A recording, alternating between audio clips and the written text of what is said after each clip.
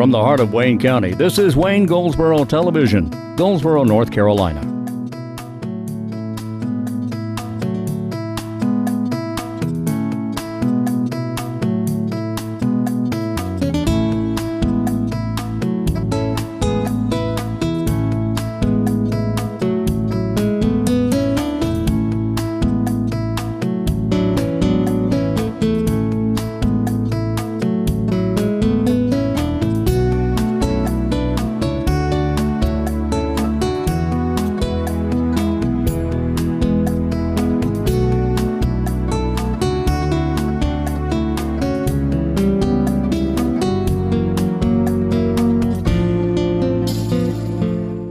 Today is Monday. It is February 29th, 2016, the final day of February. This is Wayne Goldsboro Television. I'm Wayne Alley. And I'm Kate Daniels. Glad you're with us. Oh boy, last day of February. Yes, sir. Moving right along. There's so many things going on. Mount Olive University of Mount Olive, they have got so many things happening. They do.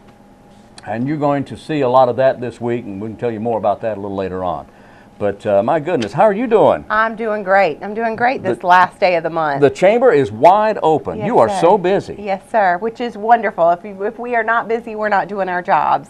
So Yeah. we had a great week prior and had our middle school career fair. We had 1,500 kids come through. Whoa. You all were there. Yes. I saw y'all Yes. taking footage.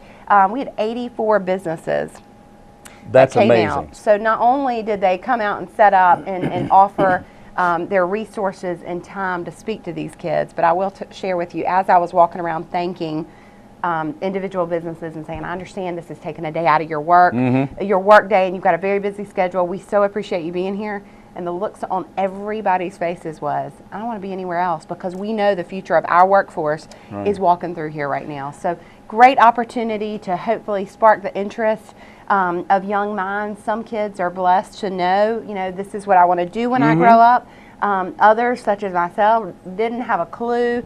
And fortunately, being exposed to other career opportunities and other people, we just want to light that fire for a kid who may go, I don't know what I'm going to do. I'm not interested in school. To light that fire and hopefully that they'll get reinterested in school and dig their heels in and do their best. What I was so impressed about, one of the many things I was impressed about, was the fact that they had so many ways to demonstrate what they do. There was machinery to operate. There were computers to work with. There was, in fact, Wayne County Schools, Ken Dirksen and John were out there with their TV cameras set up and with a green screen.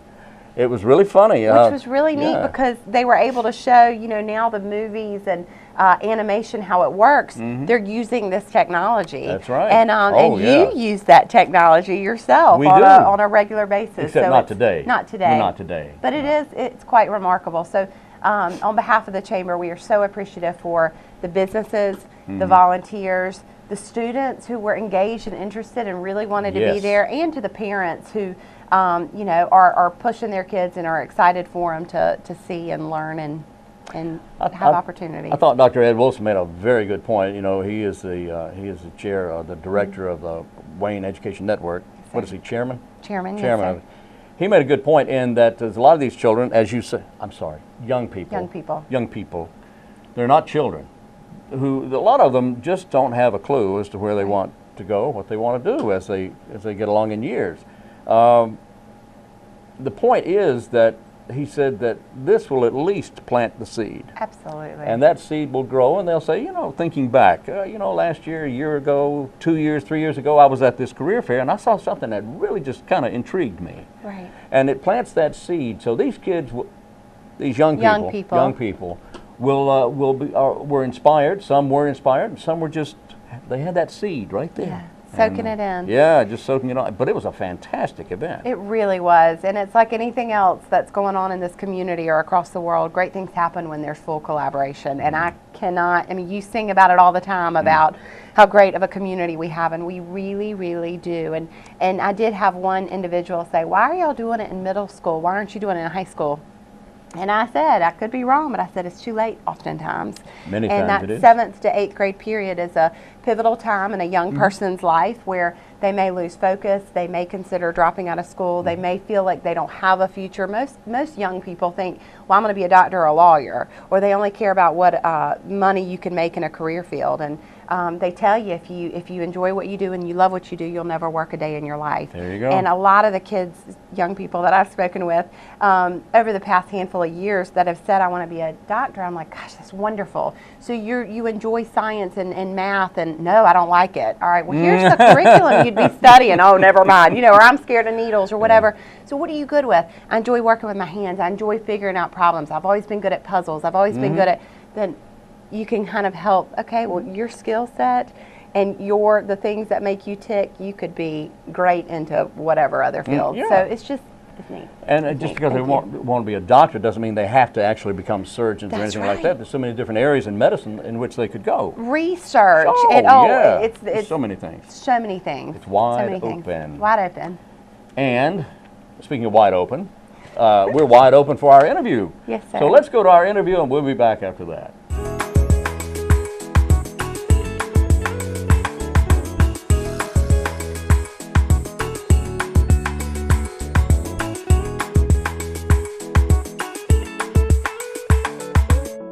Well, today we're at Wayne Center here in Goldsboro at the Cooperative Extension Service. We're talking to Mr. Kevin Johnson of the Cooperative Extension Service. Sir. Good morning, sir. How are you? Doing great. Doing great. Now, you and a gang, I shouldn't say gang, I'll say group.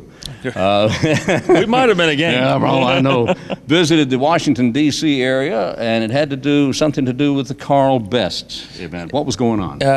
We took a group of 13 farmers and agribusiness people from Wayne County. They're all graduates of the Karl Best Ag Leadership Group, and we took them up there to meet with our legislators. We met with Senator Burr. We met with Senator Tom Tillis. We met with David Rouser. We also met with Congressman George Holden, and we were sharing some of the issues that our farmers are having right now. And we need to have a voice. We need to be advocates, and that's a big part of what the Karl Best Ag Leadership Group is. All right, right there is a good point for me to stop you and ask you, what is the Karl Best Ag Group? Okay, let's Tell me about Karl Best. Karl Best, he was a very good, proactive farmer. He was very involved in our community. And when he passed away, his family, they left some funds with Wayne Community College. And they wanted those funds to be used to train leaders in the ag community. And so we've actually had about 5 different classes that have graduated from a Karl Best. We actually have like a training session. And so we've had 5 different classes. We have about 70 graduates, and they're all farmers and agribusiness or people that are interested in agriculture. These are leadership classes. These are leadership classes. All right. And so, they've learned everything from all about agriculture to learning about personalities, conflict management, all the different types of trainings you would expect in a leadership class. Okay. And of course, advocacy is a big part of this training. We want them to go out and to be leaders and to speak up for agriculture. And that's what this trip to Washington, D.C. was about. And, we went up there. I would like to tell you the 3 issues we talked about.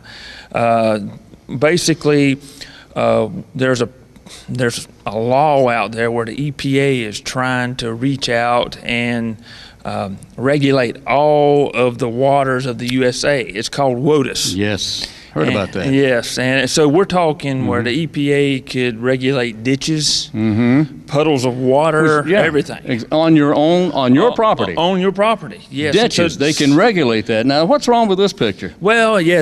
And viewers can say boo at any time. Yeah.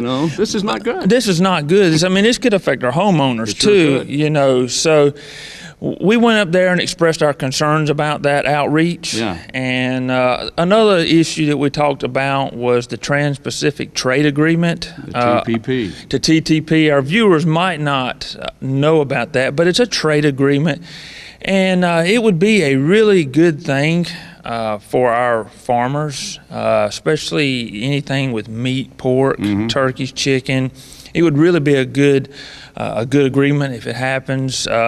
There's a few issues with tobacco being cut out of it, but that's why we were talking to our congressional leaders.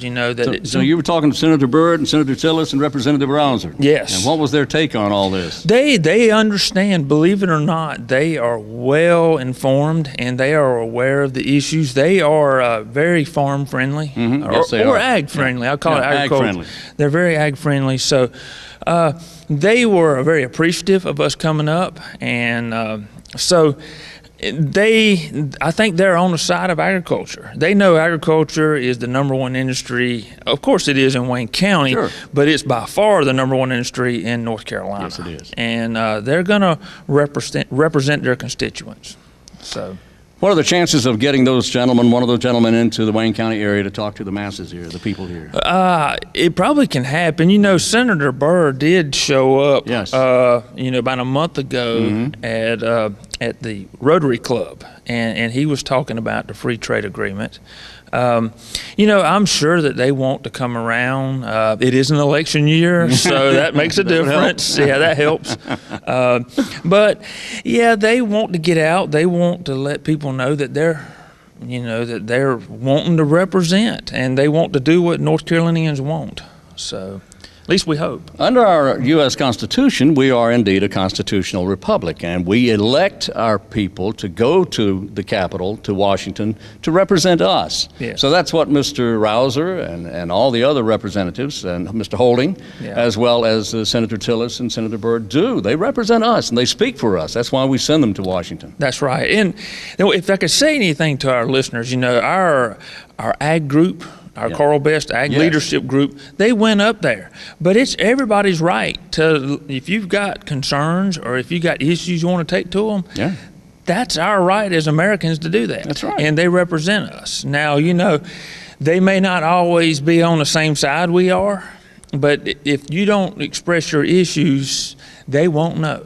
So that's part of the beauty of the American system. That's how we work things out. Exactly. And the only reason I can think of that they would be on the opposite side of what our opinion is because they may know something that we don't know. They have information and sources. They really do. They have they have staff. They have people out in the offices throughout North Carolina and throughout their districts, and they're very informed. There's no doubt, and they were very informed of our issues. And but there's a political process, and nothing moves very quickly in Washington. No, it doesn't. So, but we did share our concerns. They were very appreciative, and we look forward to going back. Yeah. All right, well, tell me, first of all, about the Karl Best Ag Group. Now, when will you be meeting again? When is the next class? We have classes on every other year. So this coming year, we'll actually have a class, and when I say this coming year, we'll start preparing for it late fall and then next winter. So we're talking 2017, is that right? 2017. 2017 is the next class. Next class. And then usually what we've done in the past, every other year, the year we're not having a class, we go to Washington, D.C. So, and it's actually part of being in the class. But if there's anyone interested that cares about agriculture, wants to be an advocate, please, contact us, and we would love for them to be a part of our class. So you don't have to be a farmer? You really don't. We have agribusinessmen. Agribusiness. We've had ag teachers. We've had people that we've actually got some folks that are not really associated with agriculture, but they care about it, and they want to be a part of it. So, like I say, we've got over 70 members. And we're going to be looking for a new crop, I guess you could call it. A new crop. I like that. That's a good word. Yeah. We're going to be looking for some new members for our next class. All right, very good. I like new crop. Yeah. Well, that's ag talk. You know what a crop is. Yeah, that's ag talk, really. Kevin, that's great. I appreciate that. And anybody who wants to know more about the Karl Best Group, perhaps consider becoming a part of it, or just get information about it? What do they do? They need to contact me, Yeah. and they can contact us here at the Extension office, and that number is 919-731-1521. All right. What's that number? 919-731-1521. All right, you heard it right here. Kevin Johnson, my friend, I thank you very much. Thank you, sir. All right.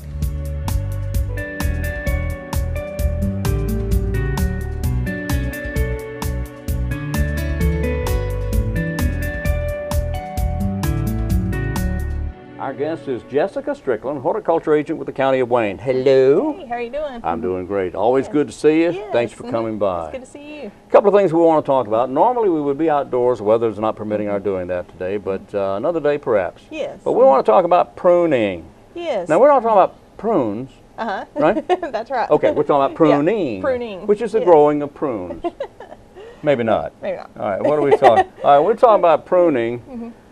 Why do we prune shrubs? Why do we cut back trees? Why do we do any of that? And this is the time of year, late winter. February is usually the big month that we talk a lot about pruning. And people asked, what can I prune now versus what can I not? And a lot of times we're looking at most of our trees and a lot of our shrubs. We prune them during this time because you're cleaning them up. It's easier to clean them up whenever you don't have leaves and so forth growing. You can see what branches you need to cut out and trim. But two, it gets it cleaned up and gets it ready whenever you get that burst of growth in the springtime. If you are pruning while the weather is ultra warm and the weather is ultra good, then you Yes. stand a risk, do you not? You do. We're getting late enough in the winter. We're okay now, but if you go back December, Christmas, when we had a lot of warm weather, we did have a few questions about pruning, and we were advising people not to prune because we knew we were still going to get some cold weather like we ended up getting So the just recently. problem would be if you prune, it spurts new growth, and Yes, new and then growth you could have be winter damaged with injury. frost. Exactly. Yeah. Yes. So so you want to late winter's the time you want to prune because then once you're past that point, there's going to be enough growth and less likely to have a cold freeze. So is there anything in the dead of winter that you should not prune? There is a few things. Your spring blooming shrubs is a big one you don't want to prune this time of year. That would be what, for instance? That would be, for example, forsythia. The big yellow. Yes, that yes, should be showing up beautiful, here yeah, real soon. Azaleas is another big group you want to avoid. Usually most of your hydrangeas you wait till after they finish flowering. The flowers on those types of shrubs, because they bloom in the spring, the flower buds form in the fall.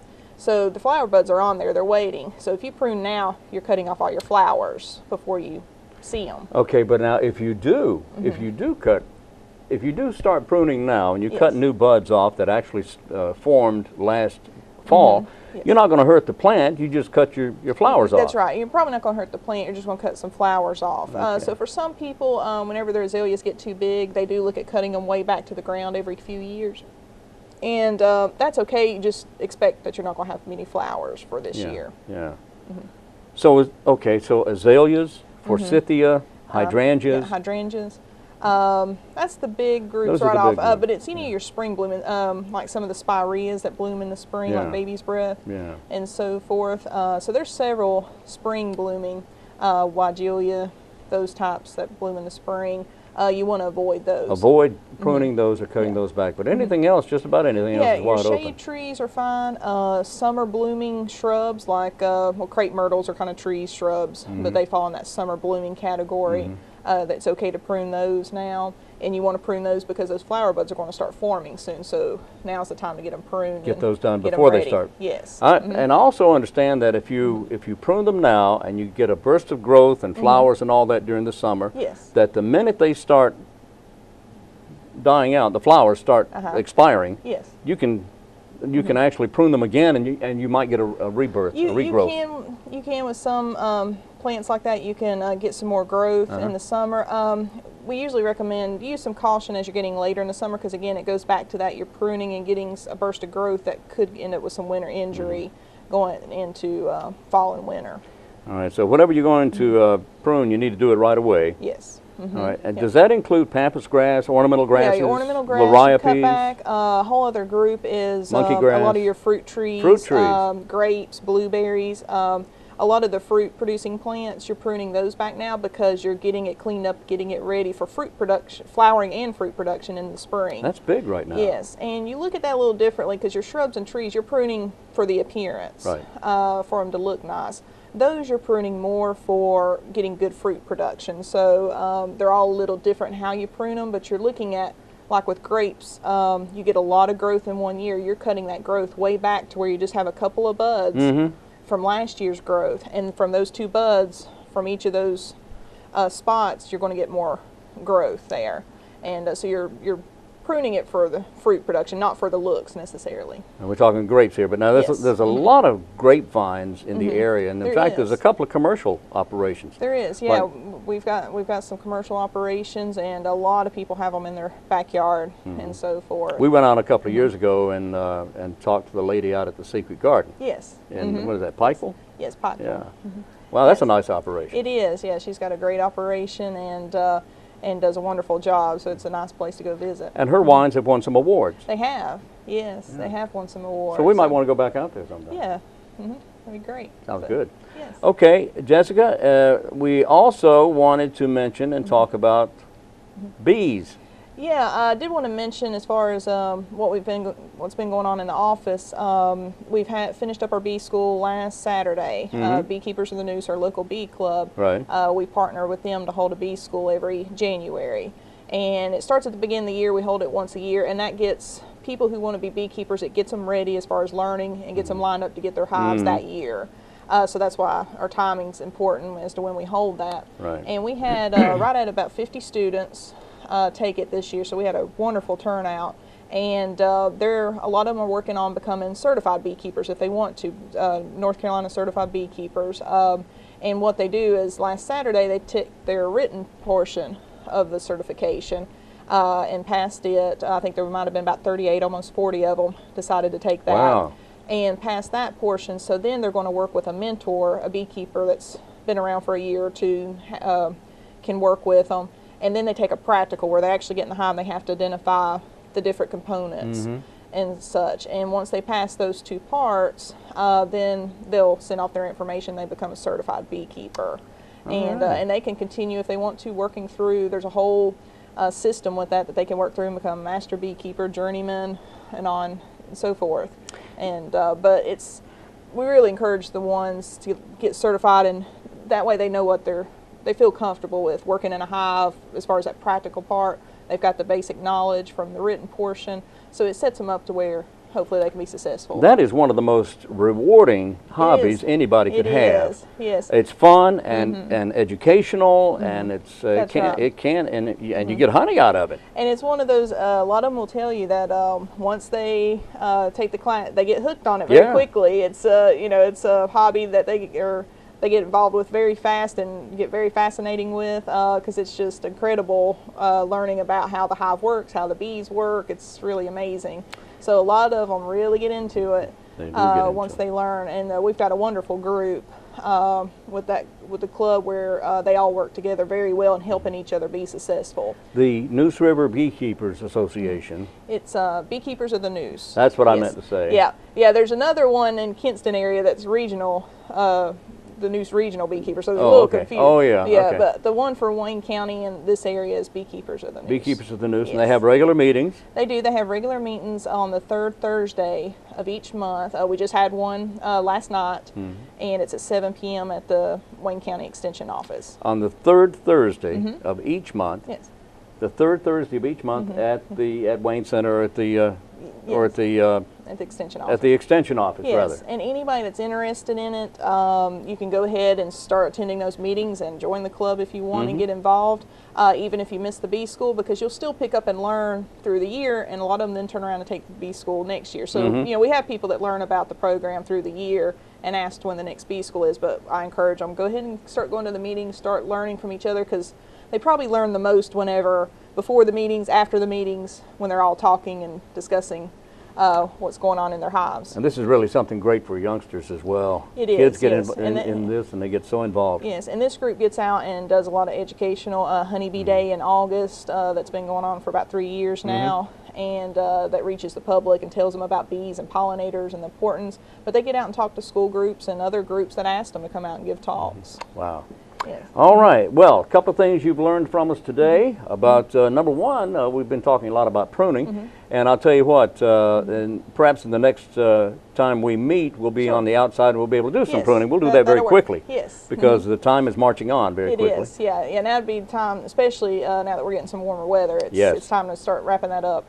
So Beekeepers of the News as well. We've learned about that today, and if you want more information about that, Jessica can be reached through the Cooperative Extension Service at 919-731-1520. Yes. Or 15... 1520. Okay, 1520. There you go. Jessica Strickland is the horticulture agent for the County of Wayne, the Cooperative Extension Service. Thank you for being with us. Thank you. All right.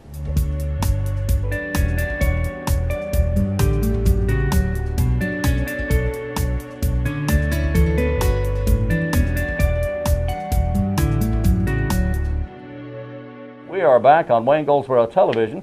I failed to mention the trivia question at the opening of the program. Allow me to do that now, Yes, sir. if I may. Here's the trivia question of the day.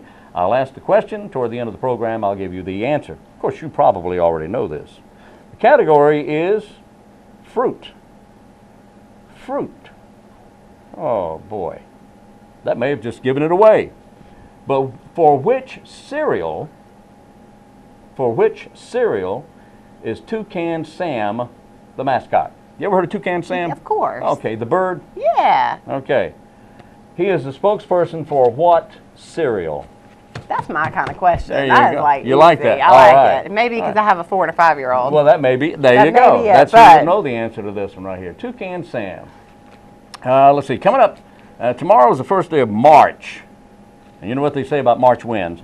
March 5th is a walking day.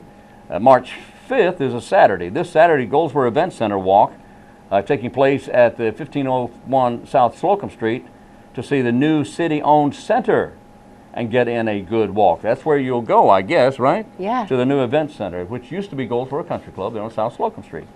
Boy, they're going to fix that place up nice. That's It really is going to be nice. Unbelievable. I got a sneak peek a couple of weeks ago, and Did they're you? putting the final touches on it. And just a plug for it. You know, what a great piece of our history that I'm so thankful, you know, has been preserved and breathed some new life into it. It's always been a beautiful building. Yes.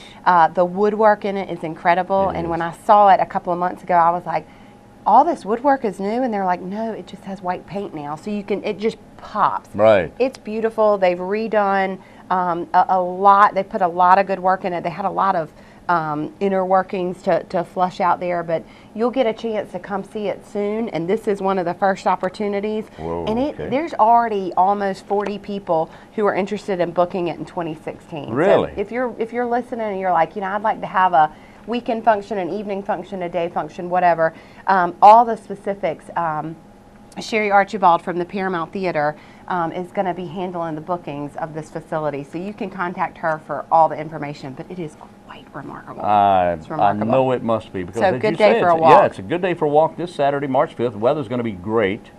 Maybe a little cool. Take a jacket. But it starts at 9 a.m. and it's about an hour. Goldsboro Events Center. This is a place that you can go to have events. Yeah. Anything. All right. And that's going to be exciting. And speaking of the Paramount, I have got to mention this. Yes. I have got to mention this. You know, I have alluded to over the last several months about a show that we're working on. There's 6 majors putting this show together. That would be Jeff Hulse, Kurt Keller, Julie Beck, Carol Bowden, Brent Hood, and yours truly. Now, out of all those 6 people, I'm the only one who's a real serious person here. But anyhow, besides all that, there's going to be a show. We're putting on a show at the Paramount Theater on April 1st. That's April Fool's Day, right? And it's called the April Fool Follies. Now, there's going to be a lot of serious acts, singing, lots of music, lots of dancing, there's going to be a magic act. There's going to be all kinds of goodies, A solo pianist, artist. There's going to be a tremendous amount of what some would call comedy, others would call cornball, but there's going to be a lot of that. And if you take those 6 people who I just mentioned, we're going to be mainly responsible for that. You know, I mean, there's a real comedian in there too, but then there's us, you know. And I don't know what we are, but we're really something. But anyway, it's going to be a whole lot of that. Now, here's the thing. It's a fundraiser for United Way of Wayne County. Tickets are $15. They're on sale right now. $15 on sale at the Paramount. You can go to GoldsboroParamount.com, $15. And there is reserved seating available. So, on April 1st, the April Fool Follies begin at 7 p.m. at the Paramount Theater, and I hope you're able to be there to support United Way of Wayne County and make sure that I don't feel too badly about it. No, it'll be a great, the lineup is quite remarkable, and what a great thing to bring to beautiful downtown Goldsboro at the Paramount Theater, and it'll be a jam-packed night full of fun. It's a variety show. And for a great cause, yeah, too. Of course, yeah. Yes. It's a variety show, and I know you're going to enjoy it. You just have to be there, okay? That's right. We've got Bria working the camera there. We're going to videotape it, and of course, I don't know what Pat will do, but anyway. She'll make sure you're in line and behaving. Yeah, right, yeah. Like that's really going to happen. Yeah, of course it is. But anyway, that's all for today. Thank you. Oh, trivia question. Here's the answer to today's trivia question. The question was, for what cereal is Toucan Sam the mascot? For what cereal? And the answer is... Fruit Loops. Yeah, Yay! Fruit Loops. Now I'm hungry. I know. Let's go I get know. some cereal here or something like that. Anyway, we're going to do this again tomorrow. Join us at 7 o'clock tomorrow, or at noon when it repeats, or at 5:30 when it re-repeats. So until then, I'm Wayne Alley, And I'm Kate Daniels. and this is Wayne Goldsboro Television.